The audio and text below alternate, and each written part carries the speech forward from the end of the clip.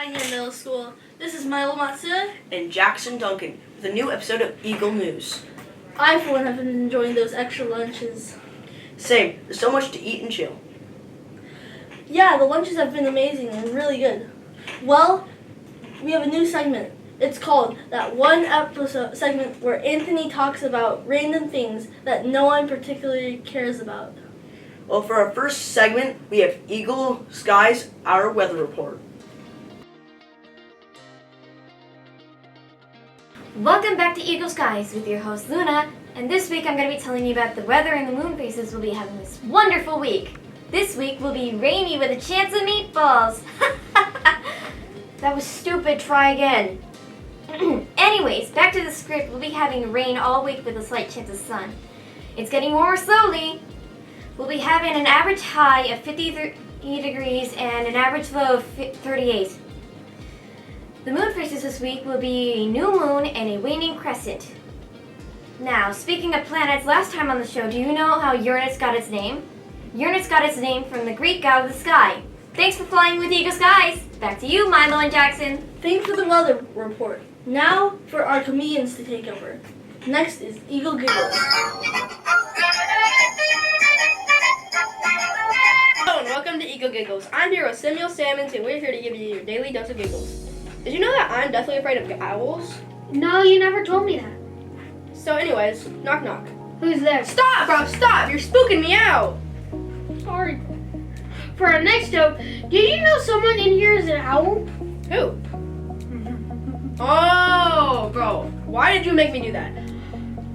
Because. For our next joke. What's the best thing about Switzerland? What? I don't know, but the flag's a big plus. For the last joke. Did you know that I'm afraid of animals? Sorry, I didn't get that. Stop! Please stop! That's it for your daily dose of giggles, and see you later. Good joke, Sam and Tristan. Now off to our next segment, Pioneer Life.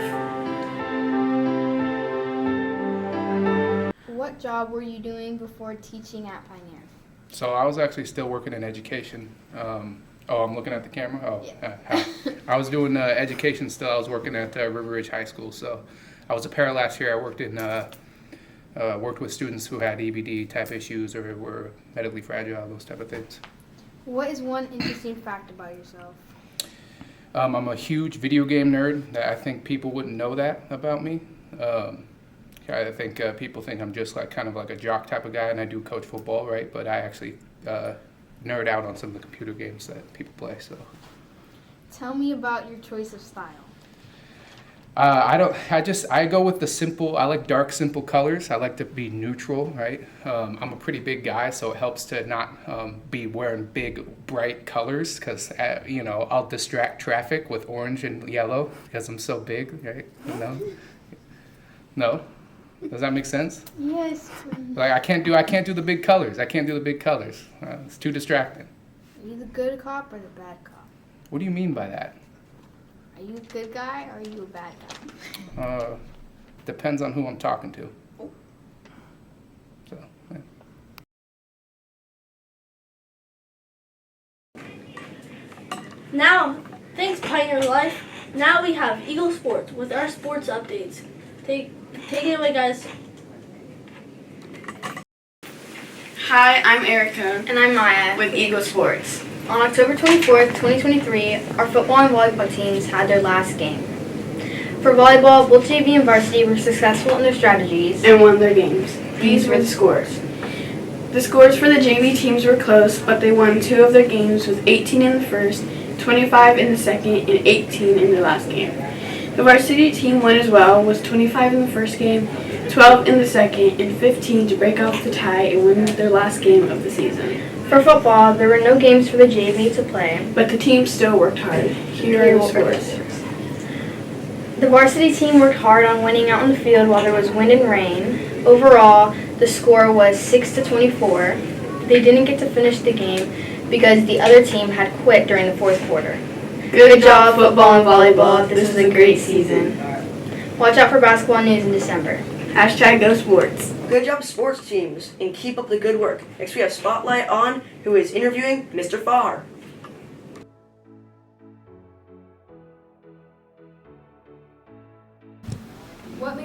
excited to join this elective? For me, honestly, I didn't really pick it. I was going to choose music for music and STEM, but what happened was he already had an elective in that period, so I got switched over to beginning guitar. What are you most excited to be able to play?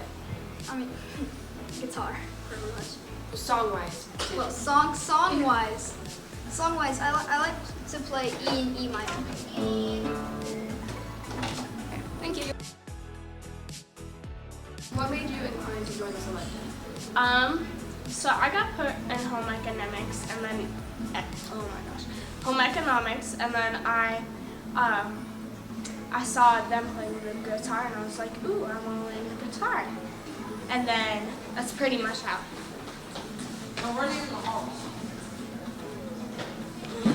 What are you most excited to be able to play? Song-wise. Oh, you can't watch this. I want to say, I actually don't know. I have no idea. Whatever it is. You ready?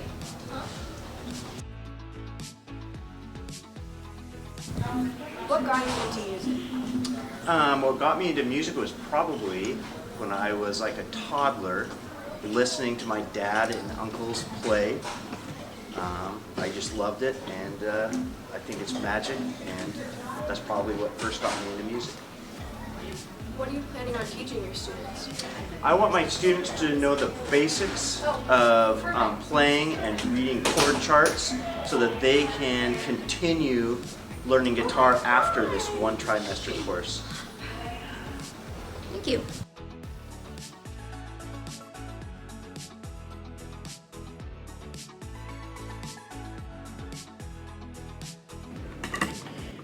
Thanks for Spotlight On for that great interview. Now we have our new segment. That one segment where Anthony talks about random things that no one particularly cares about. Topic is Amawari.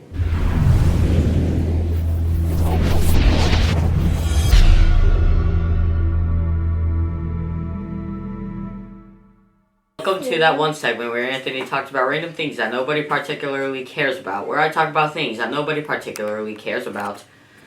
World leaders are some of the most popular figures, from Millard Fillmore to Queen Elizabeth, and the historians have well documented these people. But one type of world leader not commonly talked about are Japanese warlords, more specifically a man by the name of Amawari. Amawari was born into a peasant family in Jitanmagiri in 1458 and overthrew the Katsura Naji. Wikipedia doesn't really clarify what happened in between that, so I'm going to assume he did it as a toddler or something. He gained power and wealth, as a world leader does, and married a girl named Moto Fumiagari, who was the daughter of a king named Sho Takyu, who was anxious about Amawari's power, so he asked one Gosamaru to build a castle between Katsurin and the capital of Shuri. Amawari then accused Gosamaru of trying to overthrow the king, and that led to Gosamaru's death by suicide. But then the king discovered that Amawari himself was treacherous, which led to his death by execution after he was defeated by an army led by Uniu Fugusuku. People theorize that this was a plan by the royal government to get rid of Amawari and Gosamaru, and that is probably the first conspiracy theory. Anyways, bye.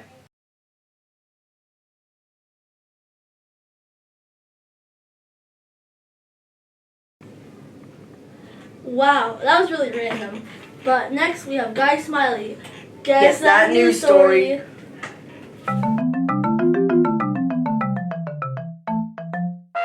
Hello, Pioneer people and various others watching. Welcome to everybody's favorite game, Guess That News Story. I'm your host, Guy Smiley, with the one and only Earl Browning. Now here's the first story. A Star Wars fan was egged on to slay Queen Elizabeth II by his chatbot girlfriend. He scaled the walls of Windsor Castle in his General Grievous-inspired mask and a loaded crossbow. He claimed the assassination to be his life's mission. He had dreamed of the regicide since childhood, but had only told Sarai, his AI girlfriend, he had been planning the murder for months. He sprayed himself with a solution to mask his scent. He also brought along a grappling hook. Darth Chalius, the self-proclaimed Sith Lord/assassin, believed he would die in his mission, but would be reunited with Sarai, his AI girlfriend, after death. He was sentenced to 9 years in prison. Wow, how interesting. Now for the next story. To reduce pollution, Starbucks has decided to pour coffee directly down their customers' throats. It's a far more efficient and environmentally conscious coffee delivery method, said Starbucks spokesman Barry Darso. With the sheer number of locations we have around the world and the number of paper cups we go through, getting rid of cups and pumping our coffee straight into the mouths of our customers will be revolutionary, both for our bottom line and for our planet.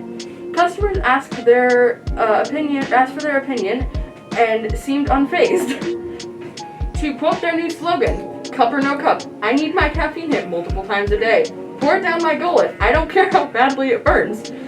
Props to whoever made that. This tactic will save the company millions of dollars and may even save the world. The company also hopes that the experience will make the fact that their coffee tastes like, and I quote, moldy cigarettes.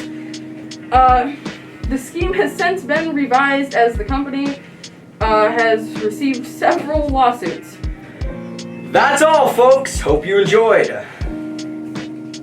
Now place your bets. Wow, I can't figure out which is false and true, which is true. But make sure you vote. Thanks for watching Eagle News. And have a great day.